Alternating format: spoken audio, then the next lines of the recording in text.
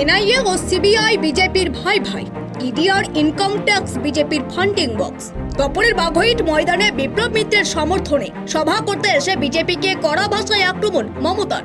উন্নয়ন ইস্যুতে সুকান্তকে কুলাঙ্গার আখ্যা তৃণমূল সুপ্রিমোর। তিনি বলেন, তাহলে কি হলো?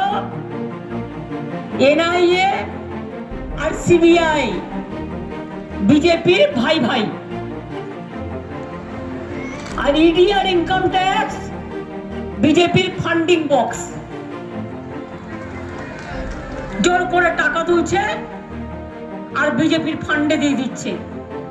তোমার যদি ক্ষমতা থাকে, গণতন্ত্রের লড়াই করে যেত, আমার বুথ কর্মীদের অ্যারেস্ট করবে না, এজেন্টদের অ্যারেস্ট করবে না, অরবিন্দ কেজরিওয়াল থেকে শুরু করে আদিবাসী নেতা হেমন্ত সোরেন থেকে শুরু করে আমার দলীয় নেতাদের থেকে শুরু করে পাবলিক থেকে শুরু করে অ্যারেস্ট করবে না। ইলেকশনে লেভেল প্লেইং ফিল্ড থাকা দরকার। আর যদি মনে করো গায়ের জোরে, কি সাথে এদিনের জনসভা থেকে সকলকে সিএ নিয়ে সতর্ক বার্তাও শুনিয়েছেন তিনি। তার কথায় ক্যা করলেই বিদেশি হয়ে যাবেন, আর বিদেশি হলেই 50 বছর আগে বাবা মায়ের সার্টিফিকেট জোগাড় করতে হবে, না দিতে পারলেই ডিটেনশন ক্যাম্পে রেখে দেওয়া হবে। আসামের পরিসংখ্যান তুলে ধরে সিএ নিয়ে আতঙ্কের কথা এদিন সভায় দাঁড়িয়ে শুনিয়েছেন তৃণমূল সুপ্রিমো মমতা বন্দ্যোপাধ্যায়। শুধু মানব না, এনআরসি করতে দেব না। মাথায় রাখবেন, আপনারা সবাই নাগরিক, আমরা সবাই নাগরিক, এটা আমাদের অধিকার, এটা বিজেপির দয়ায় নয়। স্বাধীনতা আন্দোলনের সময় কোথায় ছিল? এখন সিপিএম কংগ্রেস বিজেপি বাংলাতে একসাথে লড়ে, আর আমাদের লড়াই বিজেপির সাথে তৃণমূল কংগ্রেস একলা লড়ছে। সিপিএম কংগ্রেস বিজেপিকে এখানে সাপোর্ট দিচ্ছে। আর একটা নতুন পার্টি ঢুকেছে বিজেপির ভাই ভাই, কেয়া করবেন না, কেয়া করলেই বিদেশি হয়ে যাবেন। আর বিদেশি হয়ে গেলে বাংলাদেশ থেকে আপনাকে 50 বছর আগেকার বাবা মায়ের সার্টিফিকেট নিতে হবে।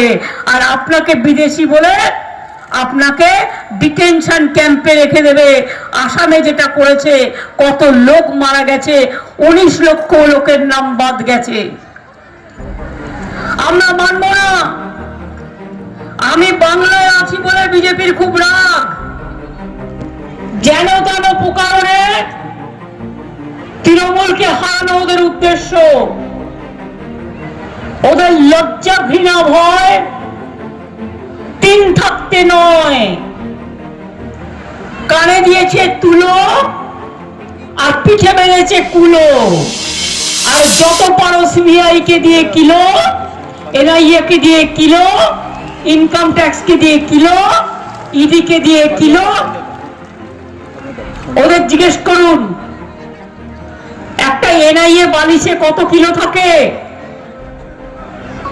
একটা সিবিআই বালিশে কত কিলো থাকে?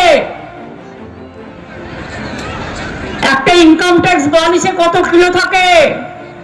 শুধু তাই নয়, বালুরঘাট লোকসভা কেন্দ্রের বিজেপি প্রার্থী সুকান্ত মজুমদারকে কুলাঙ্গার বলতেও পিছপা হননি তিনি। সাংসদ হিসেবে গত 5 বছরে একেবারে ব্যর্থ হয়েছেন তিনি। যে প্রসঙ্গ তুলে ধরেই এদিন সকলকে একজোটভাবে বালুরঘাট কেন্দ্রের তৃণমূল প্রার্থী বিপ্লব মিত্রকে বিপুল ভোটে জয়ী করার ডাকও দিয়েছেন মমতা বন্দ্যোপাধ্যায়।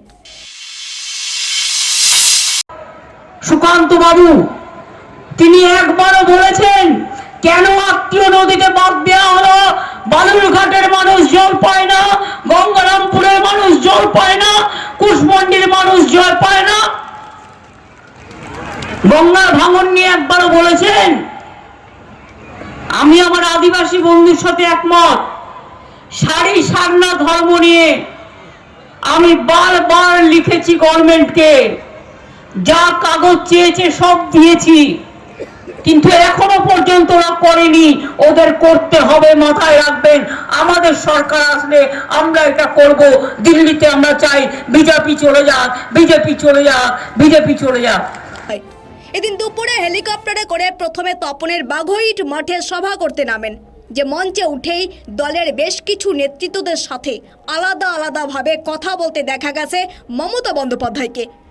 এদিন এই জনসভায় প্রার্থী বিপ্লব মিত্র ছাড়াও উপস্থিত ছিলেন ইটাহারের বিধায়ক তথা রাজ্য সংখ্যালঘু সেলের সভাপতি মোশাররফ হোসেন, জেলা তৃণমূল সভাপতি সুভাষ ভাওয়াল, চেয়ারম্যান তোরাব হোসেন মণ্ডল, জেলা পরিষদের সভাধিপতি চিন্তামণি বিহা ছাড়াও উপস্থিত ছিলেন জেলার প্রায় সকল স্তরের তৃণমূল নেতারা।